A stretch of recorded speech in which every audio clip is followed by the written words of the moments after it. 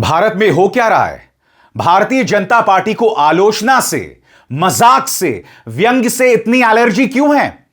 प्रधानमंत्री नरेंद्र मोदी का अगर मजाक बनाने वाला कोई वीडियो इंस्टाग्राम पर आए या फिर सोशल मीडिया हैंडल एक्स पर कुछ लोग प्रधानमंत्री नरेंद्र मोदी की आलोचना करें तो उनको गायब कर दिया जाता है सोशल मीडिया से। सबसे शॉकिंग बात दोस्तों, जो हो रहा है सोशल मीडिया हैंडल एक्स पर, उसे आप शब्दों में बयान नहीं कर सकते। इंस्टाग्राम में हनी हु इज फनी नाम के एक यूजर ने एक वीडियो बनाया था जिसमें प्रधानमंत्री नरेंद्र मोदी किस तरह से विदेशी नेताओं से मुलाकात करते हैं उसको लेकर व्यंग्य था, उसे हटा दिया गया है। यहां ट्विटर पर यानी सोशल मीडिया हैंडल एक्स पर जितने हैंडल्स थे जो प्रधानमंत्री नरेंद्र मोदी पर व्यंग्य कसते थे, उनका मजाक बनाते थे, उन्हें हटा दिया गया है। सूचना और प्रसारण मंत्री अश्विनी वैष्णव, आप करते क्या हैं? सुबह उठकर क्या आपकी सरकार जो है लिस्ट बनाती है उन तमाम लोगों की जो आलोचना करते हैं और उन्हें हटा दिया जाता है? और बात वहां नहीं रुकती दोस्तों, एक डॉक्यूमेंट्री है जिसका नाम था द वॉइस ऑफ हिंद रजाब। यह एक ट्यूनीशियन फ्रांसीसी डॉक्यूमेंट्री थी। आप जानते हैं इस पर पाबंदी लगा दी गई है। क्यों? क्योंकि भारत सरकार को लगता है कि इससे इस्राइल नाराज हो जाएगा। और आप जानते हैं यह documentary the voice of Hind Rajab किस बारे में थी? एक छोटी सी फलस्तीनी लड़की के बारे में थी जो इस्राइली हमले में मारी जाती है, उसे बचाने की कोशिश की जाती है। उसकी एक छोटी सी डॉक्यूमेंट्री थी, मगर उस पर भारत में पाबंदी लगा दी गई है। हर गुजरते लम्हे के साथ भारतीय जनता पार्टी इस देश के लोकतंत्र के साथ मजाक बना रही है और उसके अलावा कुछ नहीं। एक फलस्तीनी लड़की की छोटी सी कहानी, उस पर आपने पाबंदी लगा दी। आप मेरे देश के लोकतंत्र का इस कदर अपमान कैसे कर सकते हैं भाई? इससे पहले कि मैं आपको बताऊं कि ट्विटर पर क्या हो रहा है, सोशल मीडिया पर क्या हो रहा है और किस तरह की दबिश यह सरकार डाल रही है, एक फिल्म रिलीज हुई है धुरंधर 2। एक ऐसी फिल्म जो नोटबंदी को जायज ठहरा रही है। मैं मजाक नहीं कर रहा हूं दोस्तों। धुरंधर 2 ने भाजपा की चाटुकारिता करने में सारी हदों को पार कर दिया है और आदित्य धर और भाजपा ने अपने सारे बॉट्स को छोड़ रखा है उन तमाम लोगों के खिलाफ जो इस फिल्म की आलोचना कर रहे हैं।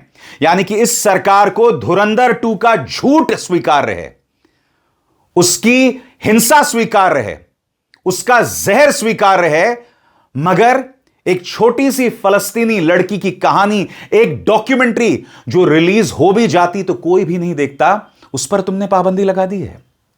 सबसे पहले मैं आपको बताना चाहता हूं ये जो वॉइस ऑफ हिंद रजाब, ये जो पूरी कहानी है, ये फिल्म किस बारे में? आपकी स्क्रीन पर द वॉइस ऑफ हिंद रजाब एक ऐसी फिल्म है जो 6 साल की एक फलस्तीनी लड़की हिंद रजब की आखिरी घड़ियों की कहानी दिखाती है जो गाजा में हमलों के दौरान फंस जाती है।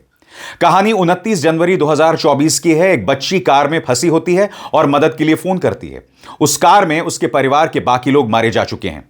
वो फोन पर रोते हुए मदद मांगती है।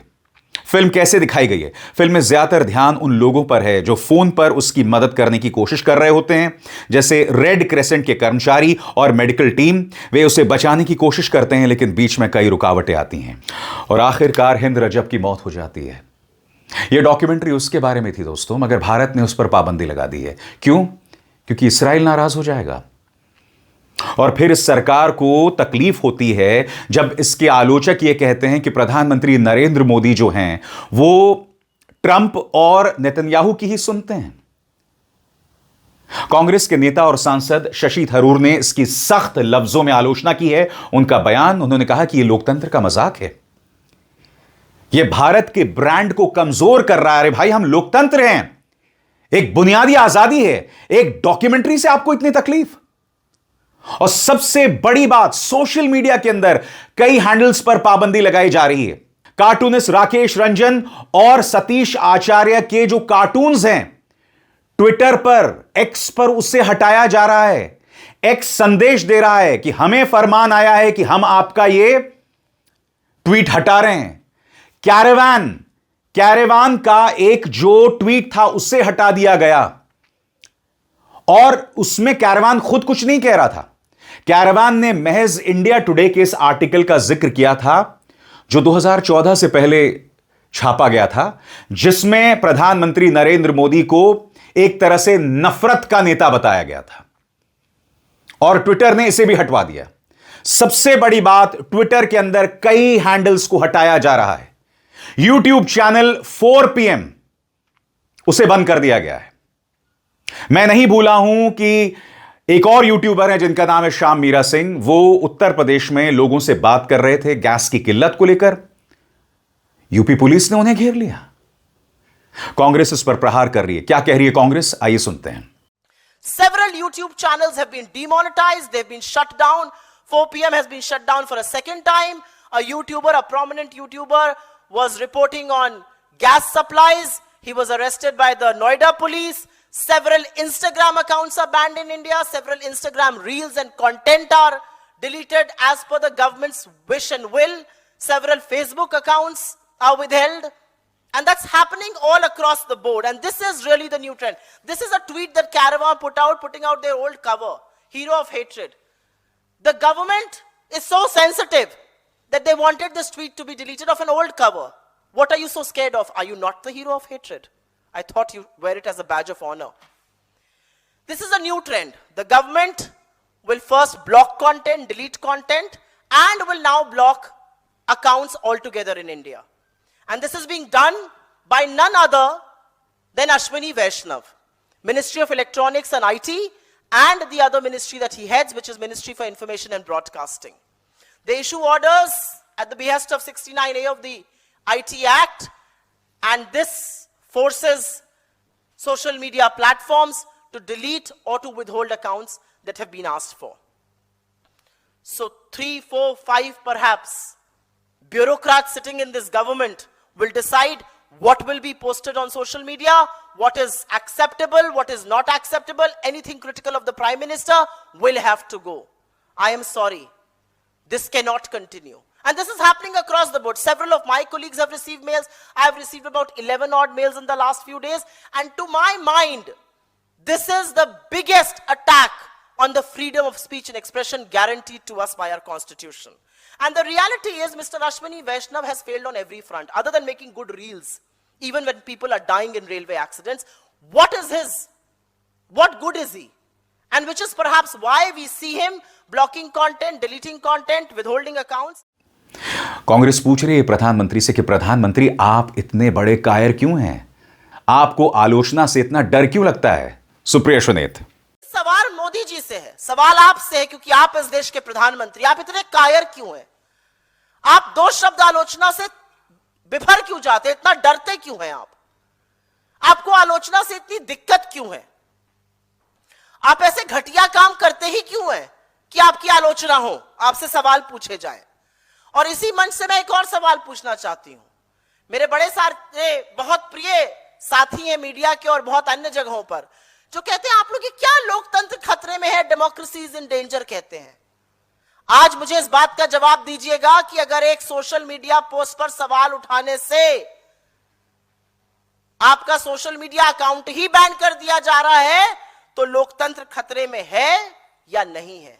और इससे पहले कि बीजेपी की घटिया ट्रोल आर्मी ये कहना शुरू करे कि ये कांग्रेस का इकोसिस्टम है, इसमें से एक भी अकाउंट से कांग्रेस का कोई लेना देना नहीं है। और सच तो यह है कि जिन अकाउंट्स की हम आज बात कर रहे हैं, उनमें से कई बार कई अकाउंट्स ने हमारे नीतिगत फैसलों पर हम पर भी सवाल उठाए हैं। लेकिन हमारी विचारधारा, और मैंने अपने नेता राहुल जी से सीखा है कि जो आपके खिलाफ भी रहे, अगर उसके खिलाफ साथ कभी गलत हो तो आवाज उठानी जरूरी है। तो इनका कांग्रेस से कोई लेना देना नहीं। ये कांग्रेस के ऑफिशियल सोशल मीडिया या हमारे इकोसिस्टम जो बीजेपी कहती है, ऐसा कुछ नहीं है। इकोसिस्टम आपका है, पैसा आपके पास है फेंकने को, हमारे पास ऐसा कुछ नहीं है करने को।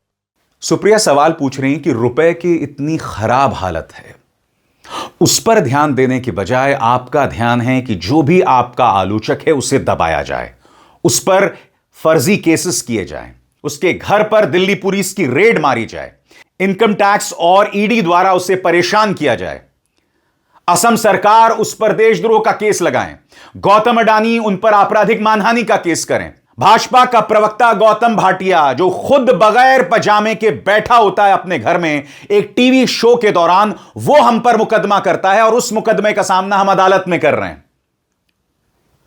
ये हो क्या रहा है इस देश में? सुनिए इस पर क्या कहती हैं सुप्रिया सुनेत। आपको क्या लगता है सवाल नहीं पूछे जाएंगे? सवाल तो पूछे जाएंगे। आपसे हर कीमत पर पूछा जाएगा कि मोदी जी, एप्स्टीन का दोस्त हरदीप पुरी आपकी कैबिनेट में क्या कर रहा है। आपसे हर कीमत पर पूछा जाएगा कि मोदी जी, आप खुद एप्स्टीन की सलाह पर अमेरिका के राष्ट्रपति से क्यों मिले, इजराइल क्यों गए। आपसे पूछा जाएगा कि मोदी जी, दौड़ दौड़ कर आपने किसानों के हक का फैसला अमेरिका के सामने नतमस्तक होकर क्यों स्वाहा कर दिया। आपसे पूछा जाएगा कि भारत के राष्ट्र हितों को परे रखकर आपने अमेरिका के साथ ट्रेड डील क्यों की, उनके सुप्रीम कोर्ट के ऑर्डर का इंतजार क्यों नहीं किया।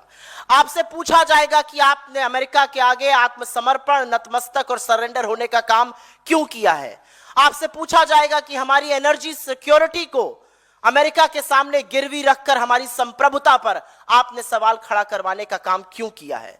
आपसे पूछा जाएगा कि जब अमेरिका भारत जैसे आजाद और संप्रभु देश को कहता है कि आपको 30 दिन की मोहलत दी जाती है रूस से तेल खरीदने में, आपने एनर्जी सिक्योरिटी का सौदा क्यों किया।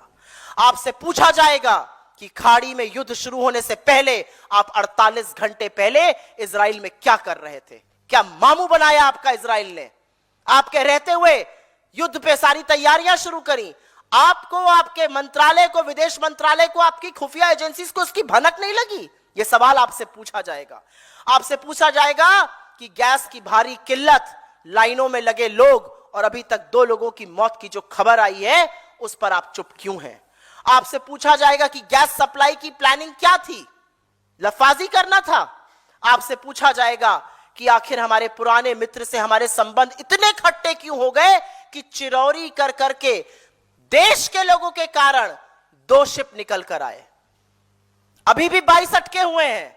आपसे पूछा जाएगा कि रुपया मोदी जी, आप ही के शब्दों में पतला क्यों हो रहा है। 93-30 आपने पार करा दिया, 56 पे मिला था रुपया, शतक लगवाइएगा क्या, यह आपसे पूछा जाएगा।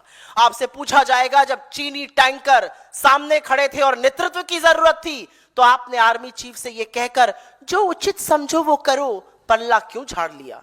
आपसे पूछा जाएगा कि संसद में विपक्ष को बोलने से आप बार बार क्यों रोकते हैं। आपसे पूछा जाएगा वो ऐसा कौन सा आपका राज है जो अमेरिका के हाथों में है, जिससे आप ब्लैकमेल हो रहे हैं और कॉम्प्रोमाइज्ड हो रहे हैं। स्वतंत्र और आजाद पत्रकारिता का समर्थन कीजिए, सच में मेरा साथी बनिए। बहुत आसान है दोस्तों, इस ज्वाइन बटन को दबाइए और आपके सामने आएंगे ये 3 विकल्प, इनमें से एक चुनिए और सच के इस सफर में मेरा साथी बनिए। मैं फिर पूछना चाहता हूं दोस्तों कि भारतीय जनता पार्टी आलोचना से डरती क्यों है? आप क्यों प्रमोट करते हैं नफरतियों को? आप क्यों प्रमोट करते हैं झूठ बोलने वालों को? याद कीजिएगा, जब ऑपरेशन सिंदूर हुआ था तब हमारी मीडिया ने दुनिया भर में भारत की किस कदर ना कटवाई थी, और इसके बाद अश्विनी वैष्णव सामने आते हैं और उसी गोदी मीडिया की तारीफ करते हैं। हद हो गई है दोस्तों। अब ये धुरंधर 2 आई है फिल्म, इस फिल्म के अंदर नोटबंदी को जायज ठहराया गया है। वो बात जो आज तक बीजेपी ने नहीं कही कि हजारों करोड़ पाकिस्तान भेजने वाला था, इसलिए मोदी जी ने नोटबंदी कर दी। यानी कि जनता को मूर्ख बनाओ, कुछ भी कहो, जनता को ब्रेन वॉश करने वाली फिल्में बनाओ, मगर जो लोग आपको सच्चाई का आईना दिखाते हैं उनसे आपको तकलीफ होती है। आप वॉइस ऑफ हिंद रजाब नाम की एक साधारण सी फिल्म, एक 6 साल की फलस्तीनी लड़की जो कि एक डॉक्यूमेंट्री है, फिल्म भी नहीं है, जिसे ज्यादा लोग नहीं देखेंगे, उसे आप बैन कर देते हैं साहब। और धुरंधर 2 जैसा कचरा जिसमें हिंसा है, नफरत है और उससे भी बड़ी बात झूठ है, वो आपको पसंद है। कल इसी धुरंधर 2 पे मैंने अपने फिल्म चैनल पर रिव्यू किया था और इसकी पोल खोली थी, और क्यों खोली थी मैं आपको फिर बताना चाहता हूं। आइए देखते हैं मेरे उस शो के कुछ अंश। दोस्तों, अब हम बात करना चाहते हैं इस फिल्म के प्रोपेगेंडा के बारे में। इस फिल्म में एक सीन है जहां मेजर इकबाल का जो बाप होता है, ब्रिगेडियर जहांगीर, वो मेजर इकबाल से कहता है, जब 2014 में प्रधानमंत्री नरेंद्र मोदी जीत जाते हैं और वहां पर यह कहता है कि हमने वहां की मीडिया को, वहां के सोशलिस्ट को, वहां के एनजीओस को इतने पैसे पहुंचाए ताकि हमारे पसंद की सरकार आ जाए, मगर यह आदमी जो है प्रधानमंत्री बन गया। सरासर बकवास। मैं आपको पहली बात बताना चाहता हूं दोस्तों, मैं उस वक्त न्यूज चैनल्स में काम करता था और मैं आपको बताता हूं सभी न्यूज चैनल्स में प्रधानमंत्री नरेंद्र मोदी को बहुत अच्छे से प्रमोट और प्रोपेगेट किया जाता था। इस फिल्म में बताया गया है कि 2014 से पहले प्रधानमंत्री नरेंद्र मोदी को मीडिया ठीक से प्रमोट नहीं करता था। सरासर गलत। तमाम न्यूज चैनल्स में कहीं ना कहीं प्राइम मिनिस्टर नरेंद्र मोदी को बहुत अच्छे से प्रमोट किया गया। यह मत भूलिए कि बड़े बड़े इंडस्ट्रियलिस्ट, अंबानी से लेके अडानी से लेके अनिल अंबानी, सब लोगों ने प्राइम मिनिस्टर को प्रमोट किया। भूल जाइए मीडिया साहब, हमारे तमाम बड़े बड़े इंडस्ट्रियलिस्ट, उन्होंने भी प्राइम मिनिस्टर नरेंद्र मोदी के पीएम बनने से पहले उन्हें लगातार प्रमोट किया था। गुजरात मॉडल के नाम पर लगातार प्रमोट किया गया। यानी कि कहीं ना कहीं आदित्य धर यहां पर प्रधानमंत्री नरेंद्र मोदी को एक ऐसे शख्स के तौर पर पेश करना चाहते हैं जिनके खिलाफ पूरी दुनिया थी। सरासर बकवास। मीडिया ने उन्हें 2014 से पहले भी प्रमोट किया था और 2014 के बाद तो क्या हालात है आप सब जानते हैं। इसके बाद इस फिल्म की एक और बेशर्मी। देखिए, इस फिल्म के बारे में बताया गया है कि एक काल्पनिक है, मगर यह काल्पनिक अपने टर्म्स पे होती है। कैसे? पार्ट 1 आपको याद है। अब अजय सान्याल है जो कि बेस्ड है हमारे मौजूदा एनएसए अजीत डोभाल के कैरेक्टर पर। उनका नाम तुमने अजय सान्याल दे दिया। उसी तरह से जसवंत सिंह का जो किरदार जिस शख्स ने निभाया था, farmer foreign minister Jaswant Singh, उन्हें आपने कोई और नाम दे दिया। नवाज शरीफ को पार्ट 2 में नवाज शफीक बना दिया। तो मेरा सीधा सवाल, नरेंद्र मोदी को सुरेंद्र मोदी क्यों नहीं बना दिया? यह क्या बतलाता है? कि मकसद था बीजेपी का प्रोपेगेंडा करना। आप चाहते तो कोई ऐसे प्राइम मिनिस्टर को दिखा सकते थे जो काल्पनिक था, जैसे कि आपने एनएसए को काल्पनिक बता दिया। अजीत डोभाल नहीं बताया, आपने अजय सान्याल बताया। उसी तरह से पाकिस्तान के अंदर जितने भी पॉलिटिकल किरदार हैं, सबको आपने दूसरा नाम दे दिया। जरदारी को शायद जरवारी दे दिया, नवाज शरीफ को नवाज शफीक दे दिया। तो सीधी सी बात, नरेंद्र मोदी साहब नरेंद्र मोदी क्यों हैं? उन्हें भी कोई और नाम दे देते। और इसके अलावा आपको याद होगा पार्ट 1 में यह बताया गया था कि एक मिनिस्टर और उनका बेटा पाकिस्तानियों से मिला था। एक इंडियन मिनिस्टर, उनका बेटा पाकिस्तानियों से मिला था और उसने पाकिस्तानियों को इंडियन नोट बनाने की मशीन पेश की थी।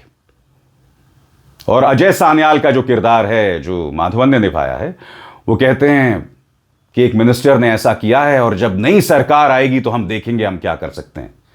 अरे भाई, वो मिनिस्टर, उसका बेटा, उनके बारे में पार्ट 2 में क्यों नहीं बताया? और मैं क्यों कह रहा हूं दोस्तों, ये तमाम चीजों, इनका मकसद न सिर्फ बीजेपी को प्रमोट करना था, बल्कि उस वक्त की सरकार को एक विलेन के तौर पर पेश करना था। और यहां पर न सिर्फ प्राइम मिनिस्टर नरेंद्र मोदी को पेश किया जा रहा है, बल्कि उत्तर प्रदेश में भी, यूपी के अंदर भी ये लोग अपना पॉलिटिकल प्रोपेगेंडा कर रहे हैं। ये बता रहे हैं कि यूपी में जो गवर्नमेंट थी उसके चलते देश भर में आतंकवाद फैल रहा है और अब हमें ऐसी सरकार लानी है यूपी में जिससे आतंकवाद रुक जाए। और इसी के पीछे इन्होंने नोटबंदी की सोच बताई है। याद है ना आपको, प्राइम मिनिस्टर नरेंद्र मोदी आए थे 2016 में, नवंबर की वो रात 8 बजे नोटबंदी का ऐलान कर दिया था। इस फिल्म के जरिए यह बताया जा रहा है कि नोटबंदी इसलिए की गई क्योंकि पाकिस्तान ने हजारों करोड़ के नकली भारतीय नोट भारत में भेज दिए थे और उसके जवाब के लिए हमने नोटबंदी कर दी। सब जानते हैं दोस्तों, नोटबंदी जो है एक बुरी तरह से फ्लॉप फाइनेंशियल एक्सपेरिमेंट था। उसका मकसद आतंकवाद नहीं था, उसका मकसद दरअसल उस वक्त की जो पॉलिटिकल पार्टी थी उनकी फाइनेंशियल जड़ें खत्म करना था। मैं आपसे एक सवाल पूछना चाहता हूं, जो बात इस फिल्म में कही जा रही है, यह बात अब तक बीजेपी ने क्यों नहीं कही नोटबंदी के बारे में? आज तक प्राइम मिनिस्टर ने यह तो नहीं कहा कि पाकिस्तान से हजारों करोड़ रुपए आ रहा था और उसके जवाब में, उससे रोकने के लिए हमने नोटबंदी शुरू कर दी। यह बात यह फिल्म कहती है। तो क्यों कहती है? मैंने कहा ना, यह फिल्म काल्पनिक है, इसको लेकर खेला किया गया है। यानी कि जब इन्हें सही लगता है काल्पनिक हो जाती है और जब सही लगता है उसको रियल बता देते हैं। यानी कि अजीत डोभाल तो अजय सान्याल हैं, नवाज शरीफ तो नवाज शफीक हैं, मगर नरेंद्र मोदी सुरेंद्र मोदी नहीं है। पूरी फिल्म जो है ना दोस्तों यहीं पर बिखरती है। धुरंधर शुरू इसलिए किया गया था क्योंकि उस वक्त IC-814 हमला हुआ था, संसद में अटैक हुआ था, जम्मू के अंदर टेरर अटैक हुआ था। तो बताइए उस वक्त IB के डायरेक्टर कौन थे? अजय सान्याल थे। उस वक्त सत्ता में कौन थी? अटल जी की सरकार थी। धुरंधर 1 में आपने कहीं पर भी उस सरकार पर दोष नहीं मढ़ा। और सबसे बड़ी बात, धुरंधर 1 के सारे इवेंट्स उस वक्त होते हैं जब कांग्रेस की सरकार होती है। तो देश की जनता को मूर्ख बनाना छोड़िए फिल्म के नाम पर। आपकी फिल्म एक बेईमान फिल्म है, ईमानदारी की सख्त कमी है। मुझे प्रॉब्लम ऐसी फिल्मों से है जो बेईमानी और नफरत फैलाती हैं। आपकी फिल्म एक बेईमान फिल्म है। और जहां तक खिंचने की बात है दोस्तों, बेवजह एंड में जो मेजर इकबाल और हमजा मजारी में जो फाइटिंग होती है, यानी कि अर्जुन रामपाल और रणवीर सिंह में फाइटिंग होती है, वो उसके डायलॉग्स आप सुनिए, उसके डायलॉग्स आप सुनिए कि हम पाकिस्तानी तुम पर राज करेंगे, तुम पे गजवा हिंद करेंगे। अरे कौन सा पाकिस्तान हम पे राज करेगा? यह विक्टिमहुड कॉम्प्लेक्स खेलना छोड़ो। चाहे पाकिस्तान के नाम पर या किसी और के नाम पर, भारत एक मजबूत देश है। कोई देश हम पर राज नहीं कर सकता।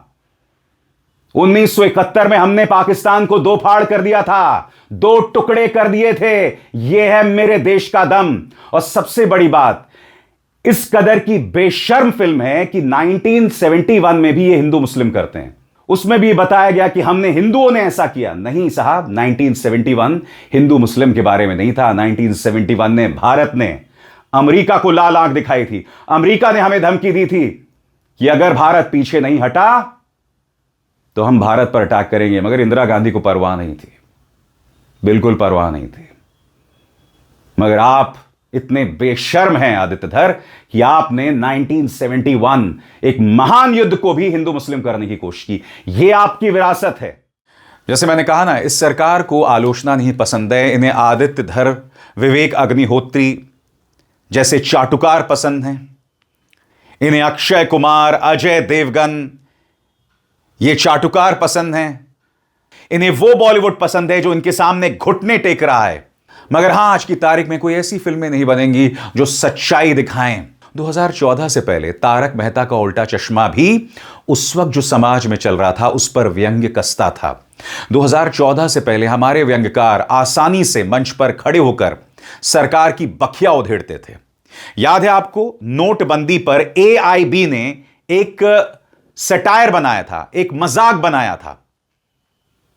उसी में काम करने वाला एक कॉमेडियन जिसका नाम तन्मय भट्ट है, आज वो धुरंधर 2 की तारीफ कर रहा है, उसे सल्यूट कर रहा है। यह हालत हो गई है इनकी। इन्हें पता है कि अपना वजूद बनाए रखने के लिए इन्हें चाटुकारिता करनी पड़ेगी, क्योंकि अगर ये चाटुकारिता नहीं करेंगे तो इनकी हालत खराब हो जाएगी। आसान नहीं है सत्ता से सवाल करना, आसान नहीं है अभिसार शर्मा होना या रवीश कुमार होना। इसलिए इन्हें चाहिए तन्मय भट्ट, आदित्यधर, अजय देवगन, अक्षय कुमार, पारेश रावल और अनुपम खेर। यह है इनकी हकीकत। मगर इस मंच पर हम सवाल पूछते हैं, ताकतवर को जवाबदेह बनाते हैं। अभिसार शर्मा को दीजिए इजाजत। नमस्कार।